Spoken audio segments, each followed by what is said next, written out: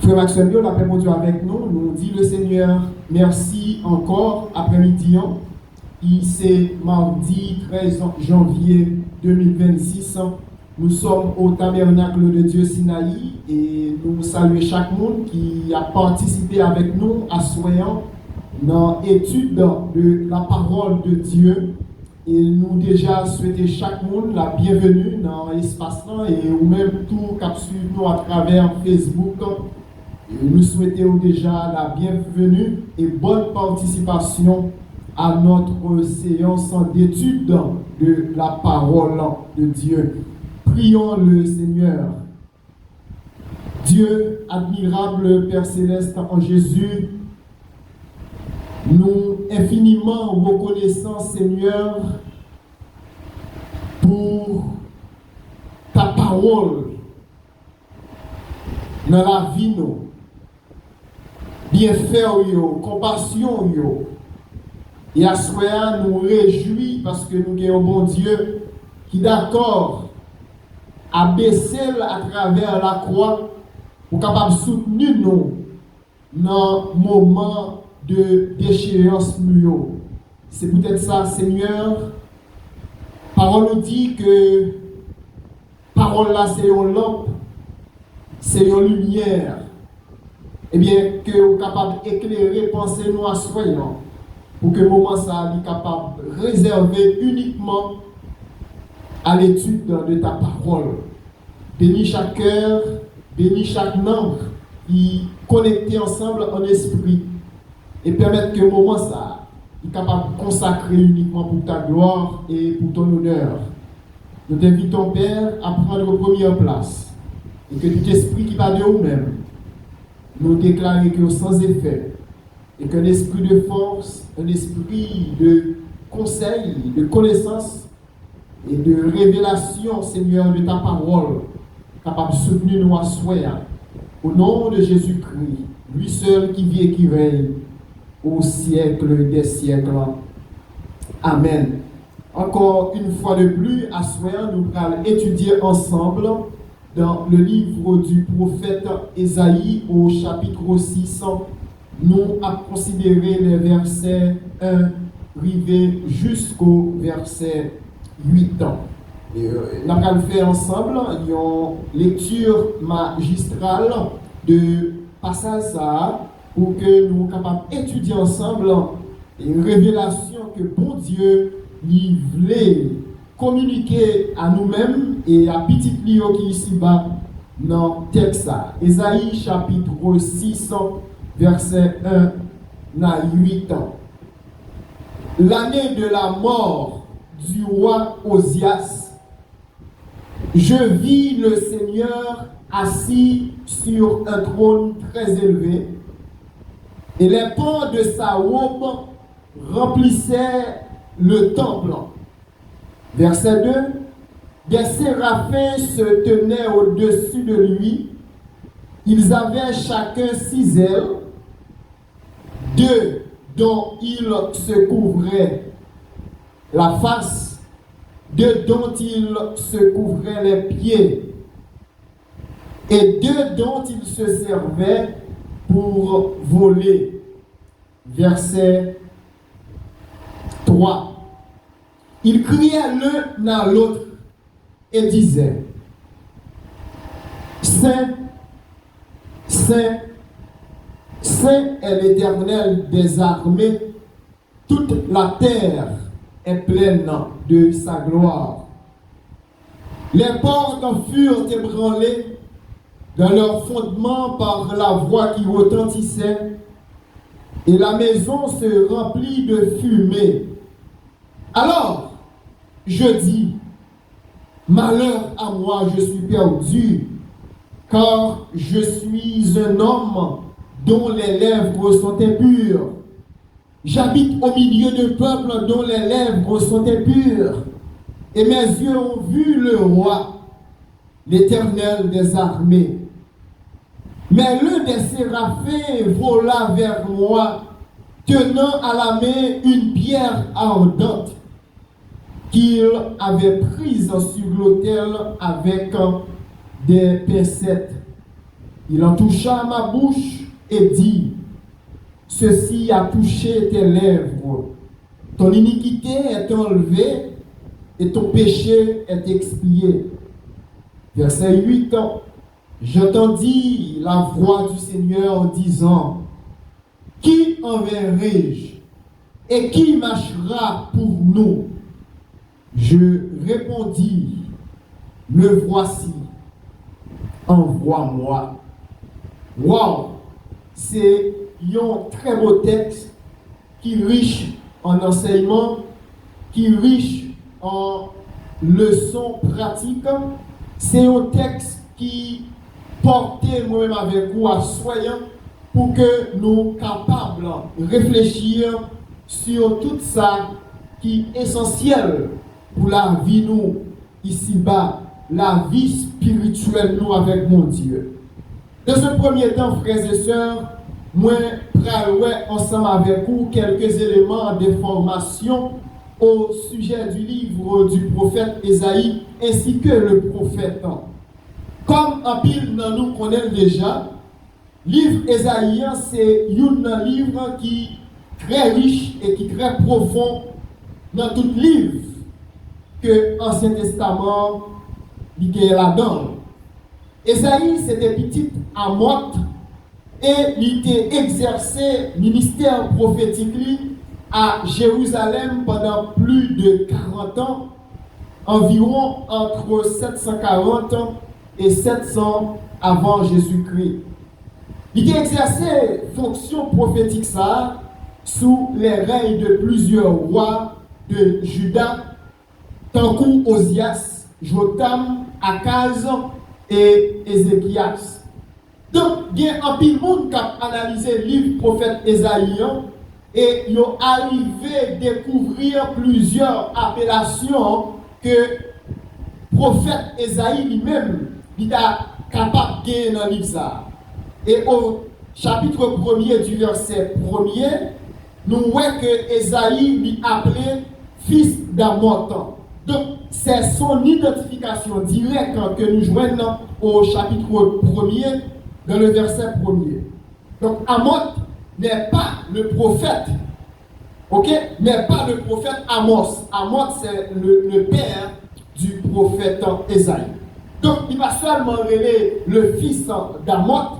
Il y a une deuxième appellation que il baille avec prophète Ésaïe.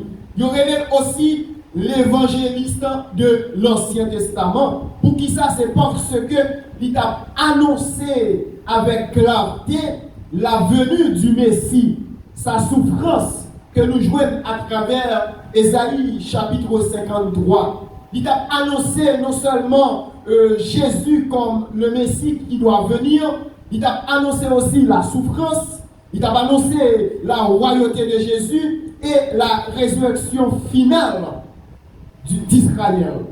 Troisième appellation qui baille au prophète Ésaïe, il va seulement révéler l'évangéliste de l'Ancien Testament, il révèle aussi le prophète de la sainteté de Dieu. Pour qui ça?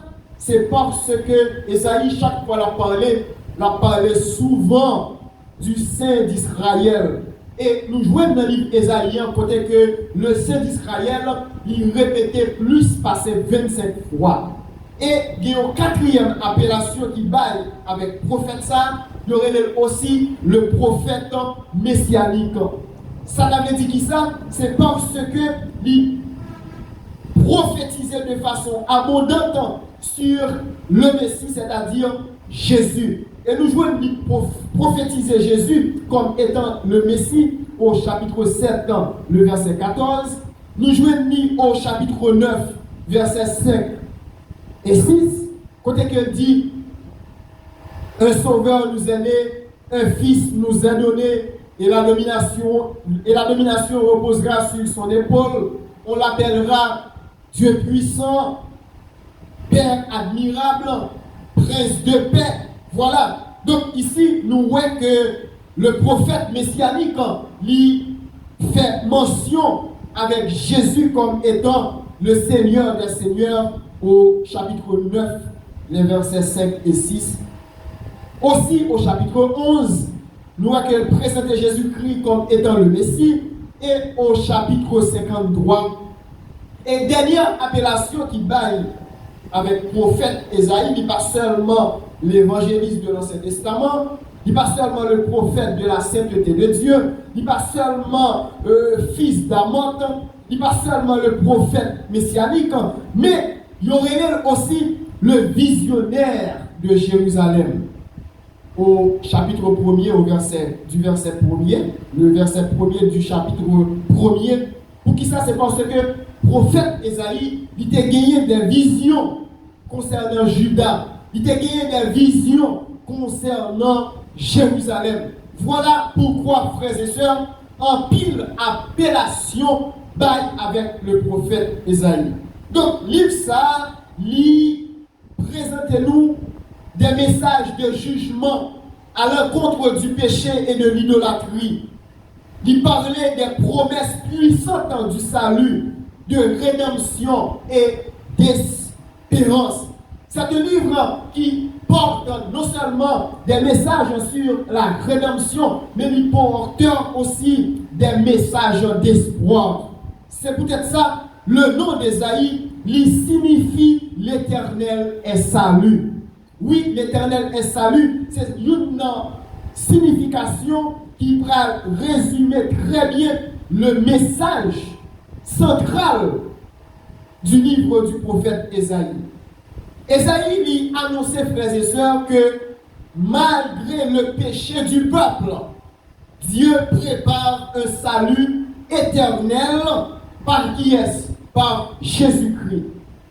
Donc, thème central, ça, il le porte nous à pour que nous capables de réfléchir sur l'état ou bien sur notre situation actuelle. Malgré faiblesse, nous, malgré indifférence, nous, malgré iniquité, nous, malgré péché, nous, eh bien, bon Dieu là pour que il capable de délivrer nous à travers Jésus-Christ. Et c'est peut-être ça, livre ça est tellement fort, livre ça est tellement profond, livre ça est tellement puissant, et bien il y a plusieurs noms qui attribués avec livre ça, c'est le livre du prophète Ésaïe. Il y a l'école de pensée, frères et sœurs, qui relève ça le 5e évangile. Donc si le Nouveau Testament est constitué de 4 évangiles, Matthieu, Marc, Luc, Jean, eh bien, considérant le message, bien la profondeur, bien les informations qui ont circulé à l'intérieur du livre d'Ésaïe, donc mon école de pensée qui relève ça le 5e évangile. Pour qui ça? Il y aurait comme ça, c'est en raison de nombreuses prophéties que l'y baille au sujet de Jésus-Christ. Donc, une personnage centrale qui dégageait à travers les évangiles, c'est Jésus. Jésus présenté comme étant un serviteur, il présenté comme étant le Fils de Dieu, il présenté comme étant le bon berger. Mais dans le livre du prophète Ésaïe, nous voyons Jésus-Christ, il présenté comme étant le Messie, le Fils de Dieu. Une deuxième école de pensée aussi, qui révèle ça, une Bible en miniature. Pour qui ça? C'est parce que, frères et sœurs, nous connaissons, la Bible est constituée de combien de livres? 66 livres. Or, Ésaïe, il y a là-dedans 66 chapitres. Donc, la Bible est divisée en 2 testaments, Ancien et Nouveau Testament. Ancien Testament, il y a là-dedans 39 livres et Nouveau, il y a là-dedans 27 livres. Donc, Ésaïe, il y a 66 chapitres. Comme la Bible, les 39 premiers lui parlaient de jugement, comme dans l'Ancien Testament, et les autres 27 derniers chapitres qui parlaient de la consolation et le salut, comme dans le Nouveau Testament. Il y a une autre école de pensée, frères et sœurs, qui appelait livre ça comme étant le livre du Saint d'Israël. Pour qui ça? C'est en raison de l'expression très présente qui dégageait à l'intérieur de l'Ipsa. Et ça m'arrêtait là. L'Ipsa aussi, il y aurait le rouleau d'Ésaïe. Pour qui ça? Si la Bible, c'est une compilation de livres qui a été découvert à Qumran, donc c'est un manuscrit qui a été découvert de la mer Morte, la dernière jeune toute livre.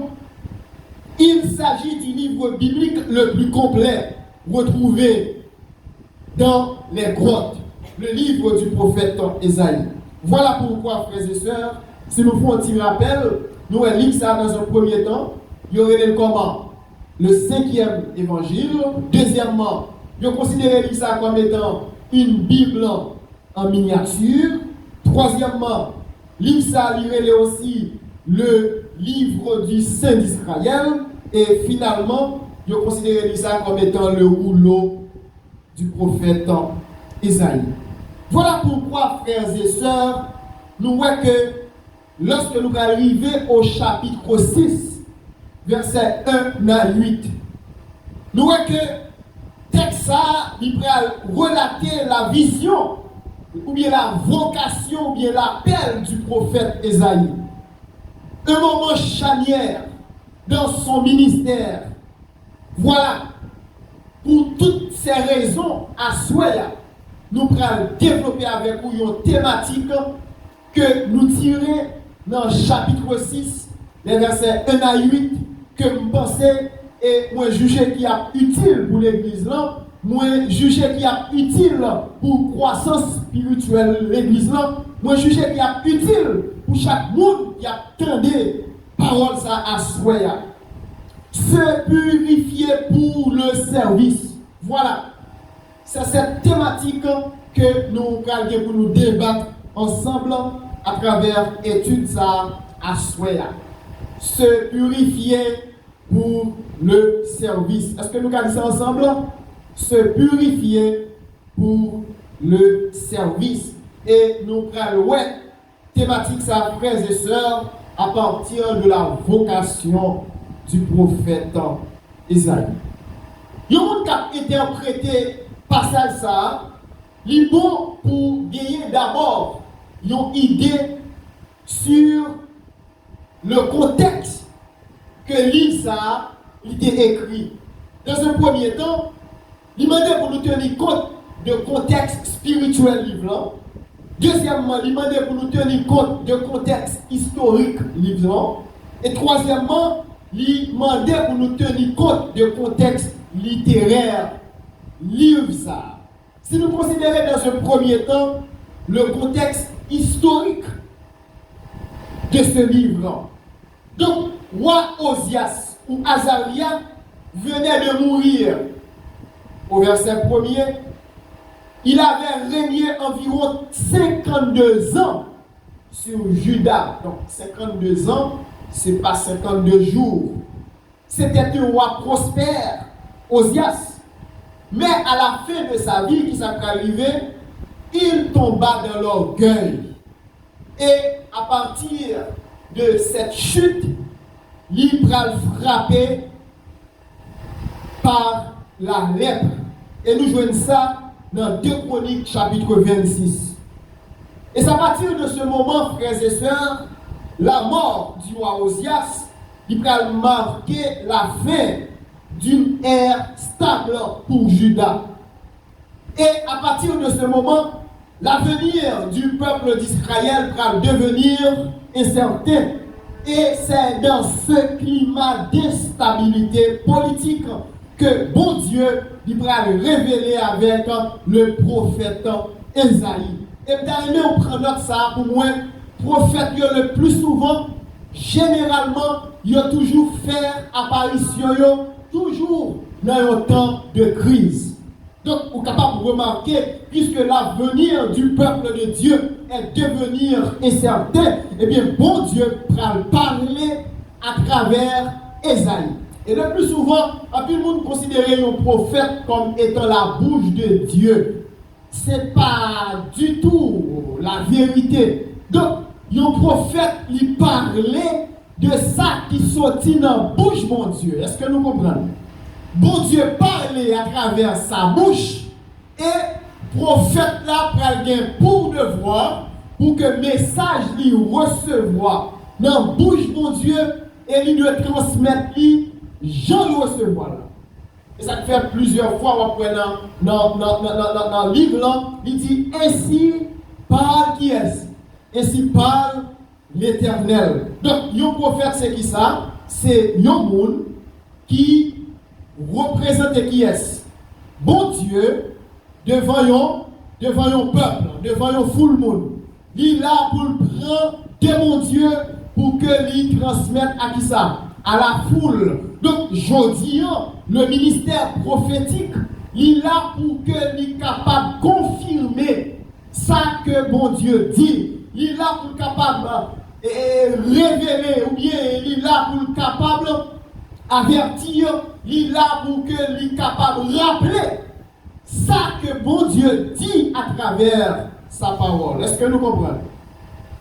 Donc, deuxièmement, pour que nous comprenions le message-là, il faut que nous tenions compte du contexte spirituel. Comment ça t'est sur le plan spirituel? Le peuple d'Israël et de Juda est en déclin spirituel. Idolâtrie, injustice sociale, fausse adoration. Nous sommes capables de voir ça dans Ésaïe chapitre 5.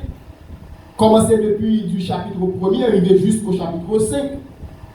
Esaïe, bien que tu es appelé déjà par mon Dieu pour capable prophétiser, probablement dans le chapitre 1er, donc il va recevoir ici une confirmation puissante et solennelle par rapport à sa mission. C'est pour me dire, nous frères et sœurs, Dieu est parfait, Dieu est juste, Dieu est pur, Dieu est sans faute. Donc, le peuple de son côté, il est pécheur, il est corrompu, il est éloigné de Dieu. C'est-à-dire, pas aucun rapport entre un peuple pécheur et un bon Dieu saint. C'est peut-être ça, tout le monde qui a approché de Dieu, il est bon pour que vous teniez compte de la sainteté de qui est? De la sainteté de Dieu. Tout le monde qui a approché vers mon Dieu, il est bon pour que vous teniez compte de la sainteté de Dieu. Donc, le peuple, en tant que pécheur, en tant que corrompu, en tant que peuple idolâtre, ils sont éloignés de Dieu. Donc, contre ça, il est violent. Pour qui ça se passe? C'est que il mettait en lumière à quel point le peuple s'est éloigné du caractère de Dieu. Comme un miroir qui révèle la saleté quand on voit la propreté parfaite. Voilà la situation spirituelle du peuple d'Israël. Sur le plan littéraire, texte est souvent vu comme la charnière entre les 5 premiers chapitres. Accusation contre Israël et le reste du livre, prophétie d'espérance, jugement et salut. Donc nous allons au chapitre 6, Ésaïe est structuré comme un récit d'appel prophétique classique, comme Jérémie, comme Moïse. Donc, livre ça, c'est qui ça? C'est un temps de crise nationale, c'est ça le résumé. C'est un temps de crise nationale et de déclin moral. C'est-à-dire, prophète Israël, alors prophète Ésaïe, il peut le faire apparition, il peut pas un message ça, dans une période qui est marquée par une crise nationale et une période qui est marquée par le déclin moral. Et c'est à partir de ce moment, bon Dieu a choisi pour qu'il soit capable de révéler gloire à un homme, non pas pour le condamner, mais pour l'envoyer comme messager. Et Ésaïe, frères et sœurs, chapitre 6, versets 1 à 8, est à la fois une rencontre avec le Dieu saint. Donc, c'est une rencontre avec un Dieu saint. c'est peut-être ça à souhait, on a développé une thématique qui est intitulée Se purifier pour le service. Pour que vous capable de servir, il faut que vous d'accord entrer dans une rencontre avec le Dieu Saint. Il faut que vous d'accord une prise de conscience personnelle et un lancement en mission. Donc, à ce moment il est important comme chrétien, comme monde qui marche avec mon Dieu, comme monde qui prend décision pour que vous marchiez avec mon Dieu, vous devez reconnaître que pour travailler avec mon Dieu, il faut que vous purifiez d'abord.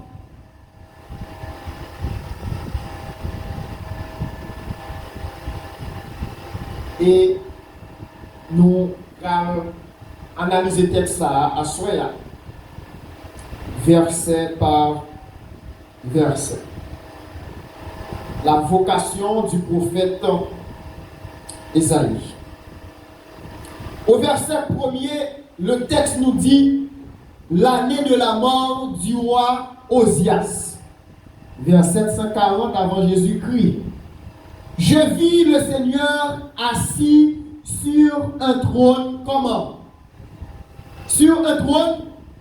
Donc, à cela, il est important pour que nous connaissions bon Dieu dans serviant, l'Ishita qui mort sur un trône qui est élevé pour capable de recevoir qui ça? La louange, l'honneur, la gloire et l'exaltation. Ici, c'est la situation du texte. C'est une rencontre avec le Dieu 3 fois saint. Donc, dans la vision, Esaïe entrait à faire qui ça? Une rencontre avec un bon Dieu qui saint. Se purifier pour le service. Bon, qu'est-ce que vous devez poser là? Qui côté Esaïe t'es trouvé pendant que la fait vision ça? Et si vous regardez le texte là, le texte n'a pas dit exactement, mais qui côté Esaïe. Mais il y a deux hypothèses que nous sommes capables d'avancer. Dans un premier temps, il y a un peu de monde qui considérait le prophète Esaïe au moment que la fait vision ça, il était trouvé à l'intérieur du temple. Donc c'est une hypothèse que nous ne pouvons pas admettre comme vraie.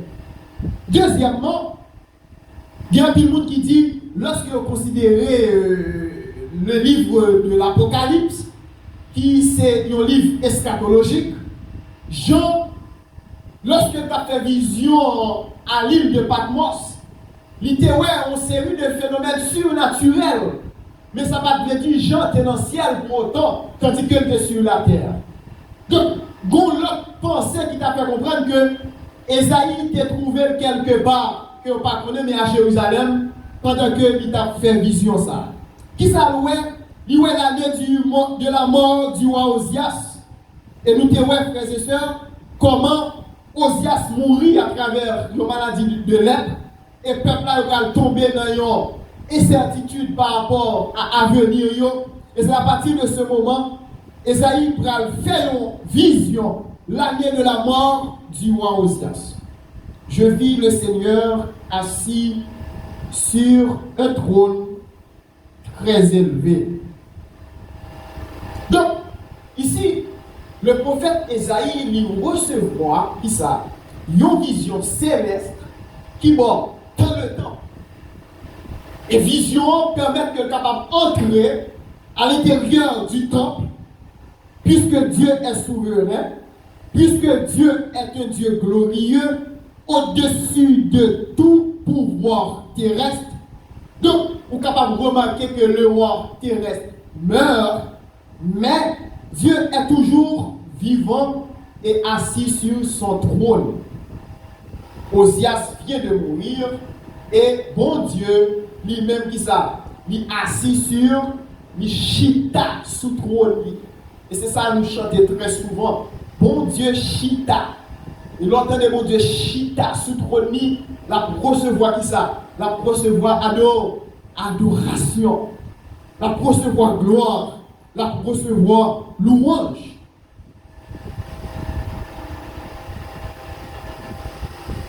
Le roi terrestre meurt, mais Dieu est toujours vivant et assis sur son trône. C'est sa souveraineté inébranlable. Donc, pas de rien qui est capable d'ébranler la souveraineté de Dieu. La mort pas capable d'ébranler. Les circonstances pas capables d'ébranler. Mauvais la vie pas capable d'ébranler. Richesse pas capable d'ébranler. Parce que bon Dieu est un Dieu qui règne et son règne dure éternellement. Maintenant, la mort du roi est marquée par une transition politique. Mais cependant, bon Dieu lui régnait éternellement. Au verset 2, qui ça Esaïe, des séraphins se tenaient au-dessus de lui. Le verset 2, des séraphins se tenaient au-dessus de lui. Ils avaient chacun 6 ailes, dont 2 ils se couvraient la face, 2 dont ils se couvraient les pieds, et 2 dont ils se servaient pour voler.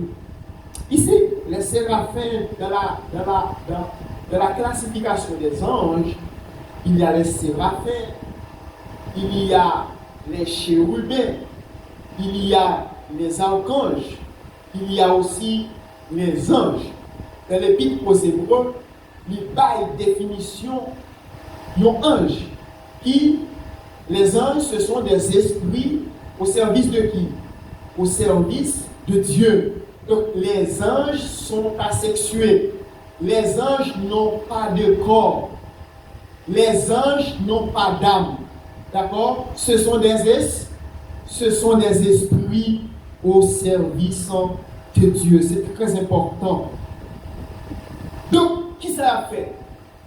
Il a manifesté la sainteté de qui est? La sainteté de Dieu. Regardez l'attitude de Dieu. Frères et sœurs, dès qu'on se trouve dans la présence de Dieu, pour offrir quelque chose, pour offrir un parfum agréable, il y a une attitude que nous devons gagner. Lorsque nous adorons le Seigneur, lorsque nous trouvons dans la présence de Dieu, il y a une attitude que nous devons gagner. Regardons ensemble attitude en Dieu. Premièrement, il couvrit visage, pied couvrit. Ici, ça a montré révérence, ça a montré humilité devant le Saint de Dieu.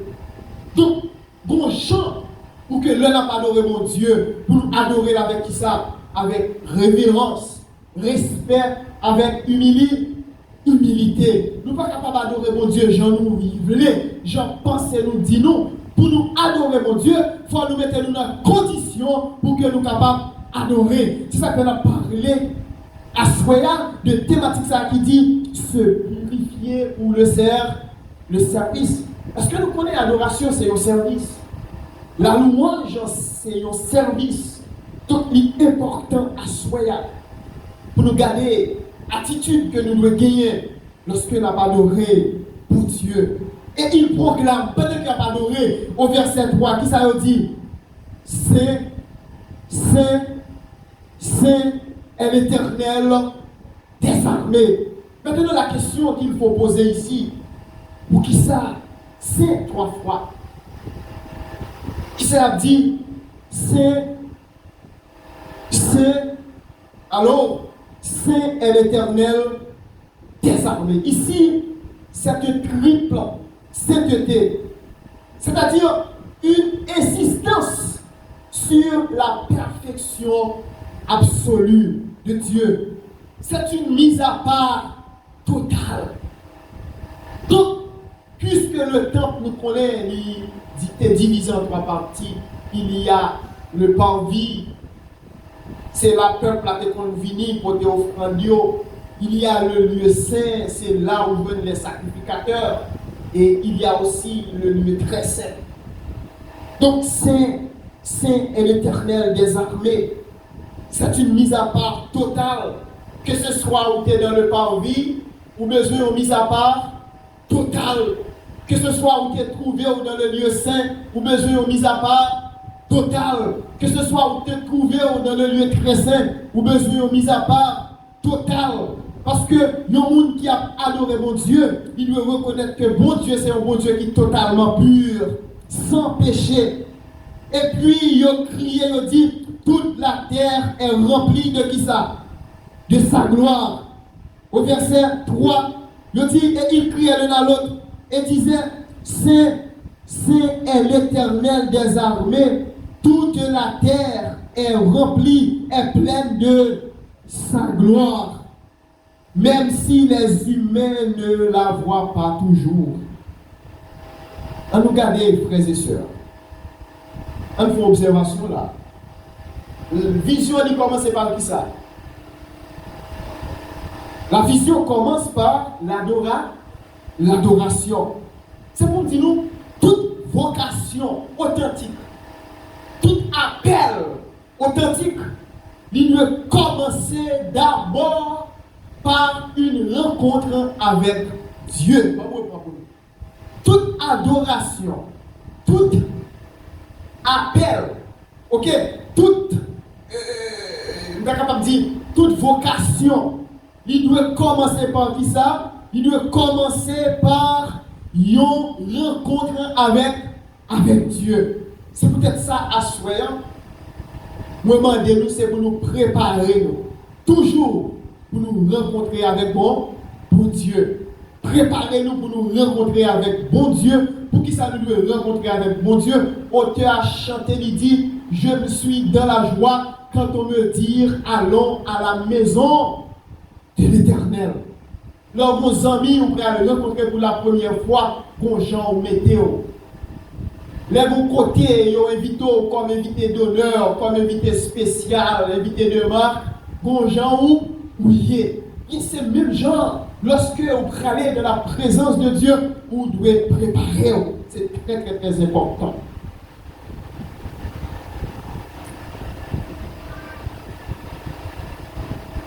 Une préparation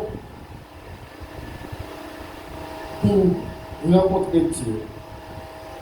Et puis au verset 4, les portes tremblaient. Dans la vision, oui, verset 4, les portes furent ébranlées dans leur fondement par la voix qui retentissait. Et la maison se remplit de fumée. Waouh! La maison se remplit de fumée. Ici, c'est une manifestation de la puissance divine. Et puis, c'est le côté qui est en connexion entre l'homme et bon Dieu a toujours gagné la manifestation de la puissance de Dieu. Leur adorer mon Dieu en esprit, il faut sentir puissance là, il faut sentir présence là. La fumée évoque ici la présence de Dieu comme au Sinaï. Donc c'est une présence mystérieuse. C'est une présence, on est capable de dire, redoutable. C'est une présence impressionnante lorsque vous rencontrez, lorsque vous purifiez pour être capable de rencontrer avec mon Dieu. Le temple est rempli de fumée, symbole de la présence divine et du mystère. Et puis au verset 5, alors je dis, la vision, oui, lorsque les Haïtiens ont tout bagaille ça, yo, alors je dis, malheur à moi, je suis perdu, car je suis un homme dont les lèvres sont impures. J'habite au milieu de peuples dont les lèvres sont impures, et mes yeux ont vu le roi l'Éternel des armées. Waouh! Ici, il y a un problème dans ce verset. Et quelle est cette problématique?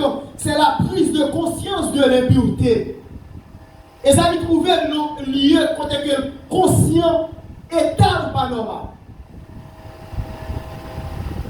Et lorsque on rencontre avec bon Dieu, premier bagage qui doit manifester la caillou, il faut reconnaître que c'est un pécheur. Et ça nous dit tout à l'heure, tout le monde qui est approché de mon Dieu, c'est pour reconnaître que c'est d'abord un pécheur.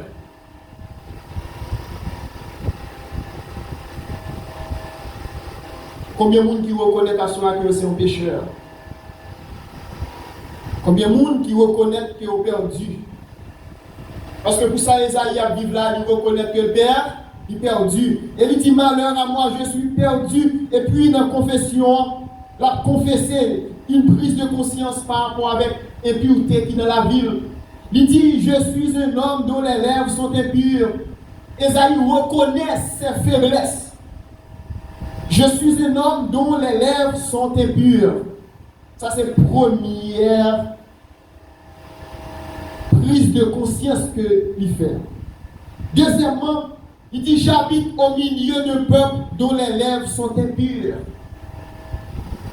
Et puis il conclut pour dire, et mes yeux ont vu le roi, l'Éternel des armées.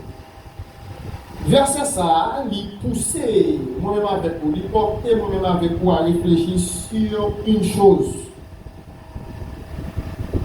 Devant la sainteté de Dieu, tout cœur nous brisé. Devant la sainteté de Dieu, nous ne sommes pas capables de rester debout. Devant la sainteté de Dieu, pas de monde qui est capable de rester debout. Il dit, malheur à moi, je suis perdu. Il reconnaît son impureté.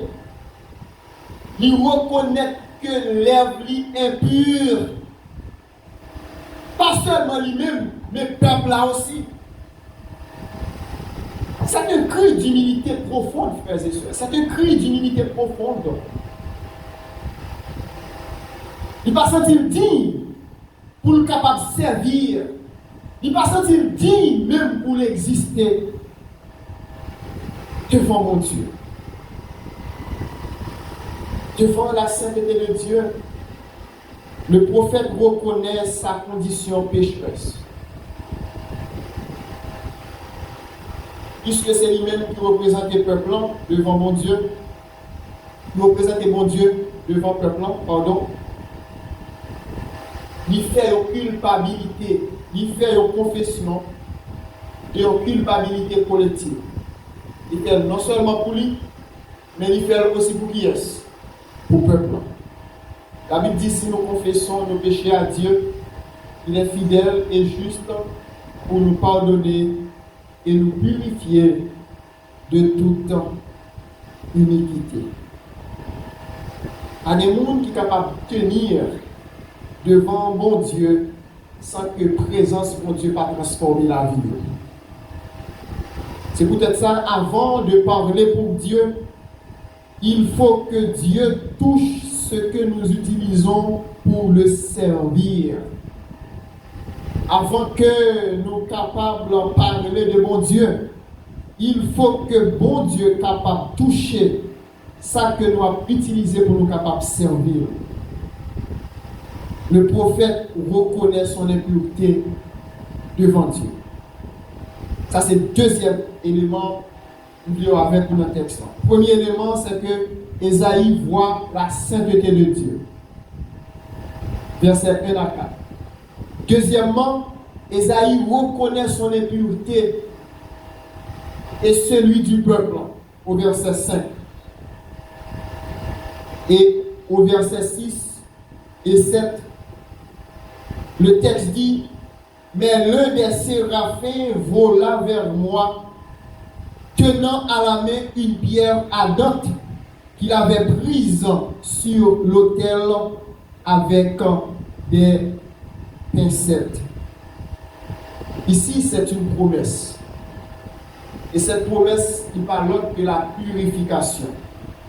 Donc, Dieu purifie le prophète avec le charbon ardent. C'est Dieu lui-même qui a pris l'initiative de purifier. Le charbon ici symbolise la purification brûlante, mais nécessaire pour le service. Au verset 7, il en toucha ma bouche et dit, ceci a touché tes lèvres, ton iniquité est enlevée et ton péché est expié. Ici, un séraphin, il touchait lèvres du prophète avec une braise de l'autel. Le feu purifie et symbolise la sainteté et la grâce divine. Le pardon est immédiat. Il dit ta faute est enlevée, ton péché est expié. Ici, il y a beaucoup de symboles dans ce passage. L'autel, c'est le lieu de sacrifice, le lieu où l'on offre du sacrifice.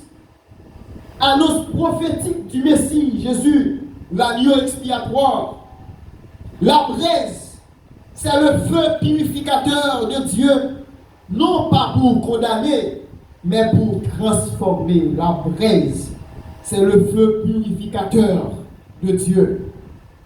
Grâce et pardon. Ici, avant de parler au nom de Dieu, Ésaïe doit être d'abord purifié. Le pardon rend le prophète apte à servir. Oui, Dieu, il compte purifier. Et avant d'entrer dans le travail, avant d'entrer dans le service, c'est pour prendre le soin pour capable purifier d'abord. Reconnaître que vous perdu, reconnaître que vous sont pécheurs, et c'est à partir de ce moment, bon Dieu lui-même, il va servir ensemble avec vous.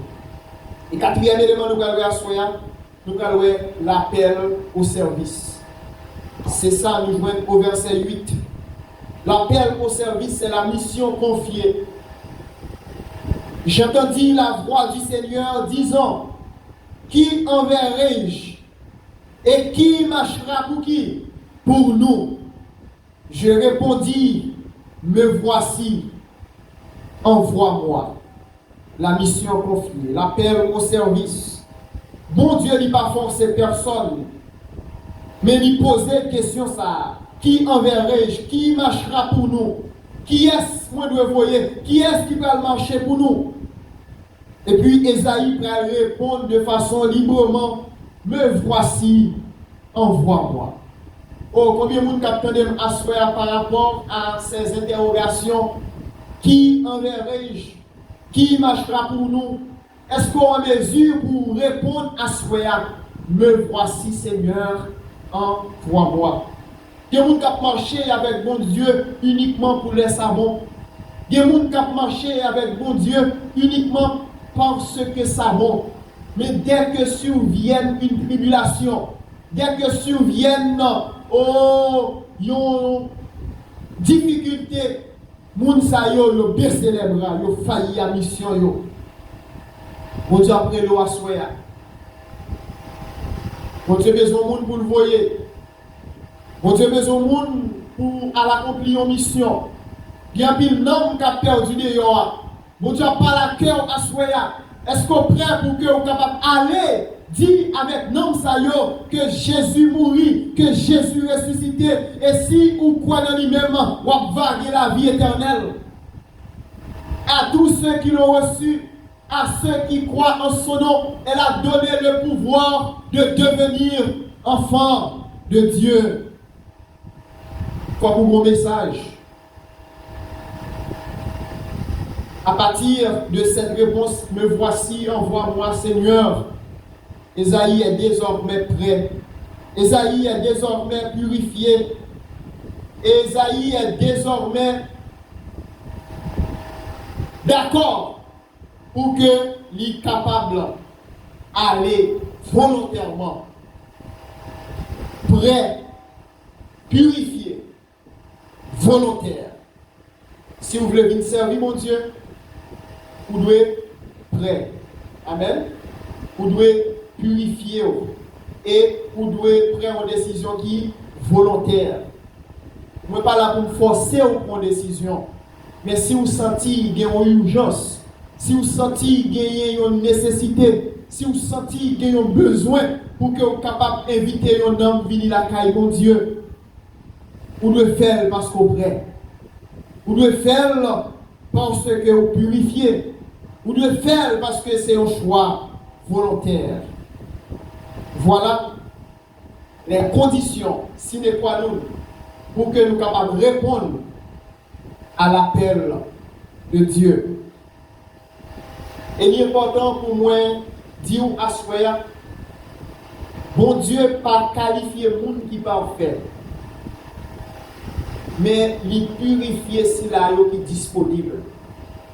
Si vous attendez pour parfait, si vous attendez pour tout le bagage, ok, pour que vous capable de répondre à l'appel de Dieu, ou déjà dans l'idée. Donc c'est pendant que ou d'accord répondre, et c'est à partir de ce moment, mon Dieu, il va le purifier.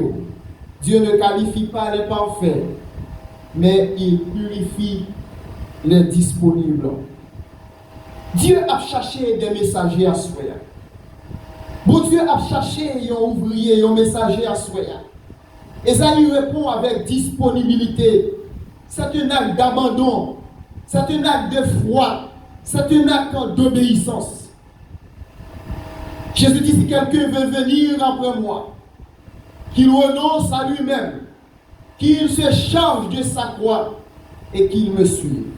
Est-ce qu'on est prêt à soi pour que vous capable d'abandonner où? Des fois nous chantons, moi abandonner dans mer. Fais ça ouvrir avec.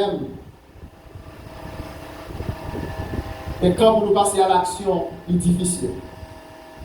Esaïe, il est d'accord, abandonner. Il est d'accord, agir la foi. Et il est d'accord, obéir face à l'appel du Dieu très haut. Et frères et sœurs, adoration ça, c'est une adoration qui est vraie. Avant de faire, il faut voir Dieu tel qu'il est. Nous avons besoin non seulement d'une adoration qui est vraie, nous avons besoin d'une humilité. C'est-à-dire, une humilité qui est capable de porter nous à prendre conscience de l'état péché nous. Parce que nos prises de conscience de l'état nous comme pécheurs est essentielle à tout appel spirituel. Nous avons besoin d'une grâce qui est transformante. Bon Dieu n'est pas chercher des parfaits, mais il a cherché des cœurs qui sont disponibles, des cœurs qui sont disposés. Bon Dieu a besoin de monde qui est disponible, qui est actif. Le vrai disciple répond à l'appel, même sans tout comprendre de la mission. Qu'il est, ou décidez pour aller pour mon Dieu à Soya. Est-ce que vous attendez pour comprendre? Est-ce que vous êtes prêt pour capable aller? Qui enverrai-je? Qui marchera pour nous? Et texte à Soya, il montre nous plusieurs bagailles. Il montre nous la sainteté de Dieu. Il montre nous la conscience du péché. Il montre nous le besoin de purification. Il montre nous l'appel à servir Dieu avec un cœur transformé. Donc, ce texte, c'est un texte qui parle de la sainteté de Dieu. Il montre nous la conscience du péché, le besoin de purification. Ce texte est un appel à servir Dieu avec un cœur transformé. Ce texte est un appel au service. L'appel au service commence d'abord par la repentance. Et c'est ça que le texte a montré nous à Soya. Le texte a montré nous à Soya que bon Dieu lui choisit monde qui reconnaît que est faible devant. Auteur a dit quand je suis faible, c'est alors que je suis fort. Le texte a montré nous un cœur purifié. Il tendait la voix de Dieu. Un cœur purifié. Il tendait l'appel de Dieu. Le texte a fait nous comprendre que quand Dieu appelle, il purifie d'abord. Bon Dieu pas voyer ou sans pas purifier. Quand Dieu appelle, il purifie d'abord. Et le texte a montré nous, avant que nous capables de servir mon Dieu efficacement, nous devons purifier la vie nous intérieurement. Le texte a montré nous, la sanctification précède la mission. Et le texte a montré nous, c'est dans la présence de Dieu que l'homme se purifie. Ou pas capable de purifier ailleurs, ou pas capable efficace ailleurs, ou pas capable utile ou capable de servir, c'est lorsque on est d'accord purifier au kibor de la présence du Dieu très haut. Texte a montré nous devons être disponibles totalement pour que nous capables de répondre à l'appel de Dieu en disant, me voici Seigneur, envoie-moi. Et finalement, le texte a montré nous que la vocation naît de la présence du Très-Haut. Et pour nous finir à souhait, se purifier pour le service. Il y a quelques questions que je vais me poser à souhait. Et je vais me poser tellement. Quelle image ai-je de Dieu dans ma vie quotidienne? Quelle image que j'ai de bon Dieu dans la vie? Est-ce que nous avons besoin de recevoir la sainteté de Dieu? Oui, nous avons besoin pour que nous soyons capables de servir. Pour qui ça fait que nous avons besoin de purifier? C'est pour nous capables de servir. Est-ce que nous nous sentons prêts pour que nous soyons capables de répondre, même j'ai avec Esaïe, me voici. Quelles sont mes lèvres? Quels sont mes dons que Dieu veut toucher pour les utiliser? Malgré faiblesse, prophète Esaïe, malgré son imperfection, malgré son incapacité, malgré qu'il ne senti pas prêt, mais il était bravé l'orage pour lui répondre avec courage, avec foi, avec détermination. Me voici. Combien de gens souhaitent qui prêt pour que soient capables de répondre à l'appel de Dieu par me voici. Bon Dieu a frappé votre cœur à ce là. Il dit, allez, faites de tous les nations, les disciples, les baptisants au nom du Père, du Fils et du Saint-Esprit. Et il dit, enseignez-leur à observer tout ce que je vous ai prescrit. Et voici, je serai avec vous tous les jours jusqu'à la fin du monde. Dieu, sans tenir compte des temps d'ignorance, annonce à tous les hommes en tout lieu qu'ils ont à se repentir, car il a fixé un jour où il jugera le monde.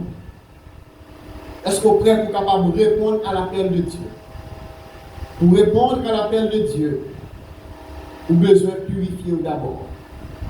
Pour servir dans le travail du Seigneur, vous avez besoin de purifier d'abord. Purifier ou lui demander pour débarrasser avec une série de pratiques qui ne va plaire à mon Dieu. Purifier, lui demander pour que vous capable d'abandonner une série de pratiques chaque jour. Purifier devant mon Dieu, lui demander pour capable laisser de côté une série de routines. Et à ce moment, nous, chaque tandem là, ou qu'on tête ou qu'on la vie, et ou qu'on qui ça, vous devez abandonner. Vous chantez, m'abandonner la mer, renoncer à tête moins. Abandonner la mer, ou à faire moins gens ouvrés. Et à ce moment, bon Dieu, c'est potier là. Nous-mêmes avec vous, nous c'est argile là. En nous larguer nous dans le bon Dieu, c'est lui-même qui va avoir nous forme que nous. Se purifier pour le service, il m'a dit un acte de foi. Il m'a dit un bravoure, il m'a dit une détermination. Et il m'a dit un abandon. Est-ce qu'on est prêt à soi pour que vous capable de répondre à l'appel de Dieu, me voici? Que mon Dieu tende cri cœur à soi. Que mon Dieu tende la vie à soi. Que tende des prières. Et que capable de rendre nous utiles dans le travail. Que mon Dieu est capable de faire un ouvrier qui ne pas plaigner, un ouvrier qui travaille avec courage, avec foi, avec dignité, avec révérence, avec humilité. Que mon Dieu fait de ou assurance pas espérer. Si et seulement si, ou d'accord, rester la caille dans la présence pour tout le temps et pour l'éternité. Que mon Dieu bénisse, rester avec la paix de Dieu. À la prochaine.